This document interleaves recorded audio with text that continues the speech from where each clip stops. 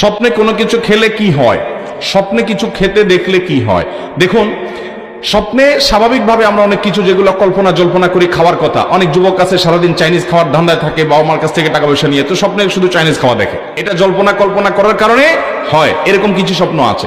আবার কিছু স্বপ্ন আছে বেশ ইঙ্গিতপূর্ণ, ব্যাখ্যা সাপেক্ষ, যে প্রশ্ন থেকে ইন্ডিকেট পাওয়া যায়, সেটা স্বপ্ন দেখলে যদি আপনার কাছে মনে হয় বেশ তাৎপর্যপূর্ণ, কোনো ভীতিকর কিছু নয়, তাহলে সেটা ব্যাখ্যা সাপেক্ষ হতে পারে। স্বপ্নের ব্যাখ্যা যারা বুঝেন তারা বলতে পারেন যে কোন স্বপ্নের কি ব্যাখ্যা হতে পারে। আবার অনেক সময় দেখা যায় কিছু খাবার আছে অস্বাভাবিক, নোংরা কোনো খাবার খাচ্ছেন আপনি, ময়লা খাচ্ছেন, অথবা কোনো কিছু খাচ্ছেন কিন্তু আপনার কষ্ট হচ্ছে, ঘুম থেকে ওঠার পর মুখ দেখা যায় তিতা, অথবা আপনার তিতা অনেক সময় অন্য কারণে হতে পারে, গ্যাস্ট্রিক বা অন্য কোনো কারণে হতে পারে। আবার অনেক সময় দেখা যায় যে স্বপ্নে এরকম কিছু খাচ্ছেন যেটা বিদঘুটে টাইপ। এগুলো বেশিরভাগ ক্ষেত্রে ব্ল্যাক ম্যাজিক হয়ে থাকে।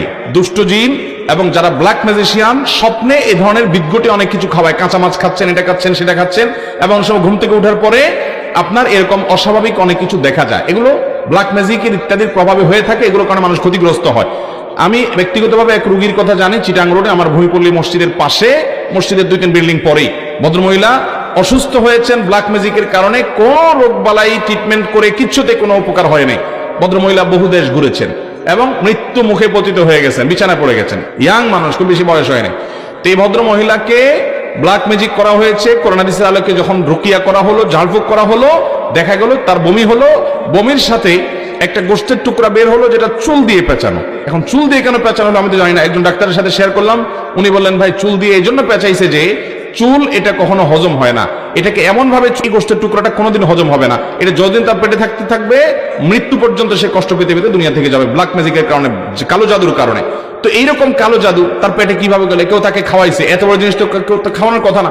স্বপ্নে অনেক সময় শয়তান এটা করে। এই স্পিরিচুয়াল বা আপনার আধ্যাত্মিক বিষয়গুলো অনেক সময় আমরা অনেকে বিশ্বাস করতে চাই না, অথচ এগুলো কোরআন হাদিসের আলোকে অপ্রমাণিত বিষয় নয়। অতএব স্বপ্নে আপনি কি খেলেন বা না খেলেন এটি ব্যাখ্যা সাপেক্ষ বিষয়। হতে পারে জল্পনা কল্পনার কারণে, সেটা সাধারণ। হতে পারে কোনো ইন্ডিকেট মূলক, যে এটা খেলে এটা হওয়ার আলামত, ওইটা হওয়ার আলামত। এগুলোর স্বপ্ন সম্পর্কে বিশেষজ্ঞ মানুষরা ব্যাখ্যা করতে পারবেন, আমি নিজের সম্পর্কে খুব বেশি জানি না, এটা স্পেশাল একটা সাবজেক্ট। আর ইসলামের স্বপ্ন এটা ইমানদারদের স্বপ্ন বেশিরভাগ ক্ষেত্রে ইঙ্গিতমূলক হয়ে থাকে, ইন্ডিকেটমূলক হয়ে থাকে, ভালো বা মন্দ তার কোনো কিছুর আলামত হয়ে থাকে। আর তৃতীয়ত, কোনো কিছু খাওয়াটা অনেক সময় হয় এটা আপনাকে ব্ল্যাক ম্যাজিকের অংশ হিসাবে ম্যাজিশিয়ানরা ঘুমের ভিতরে কোনো কিছু আপনার পেটে ঢুকায়। এটা কিভাবে ঢুকায়, প্রকৃতি কি, একমাত্র আল্লাহ ভালো জানেন, কিন্তু করে, এবং সেটি কারণে মানুষ ক্ষতিগ্রস্ত হয়, প্রভাবিত হয়। এগুলোতে বাঁচার উপায় কি?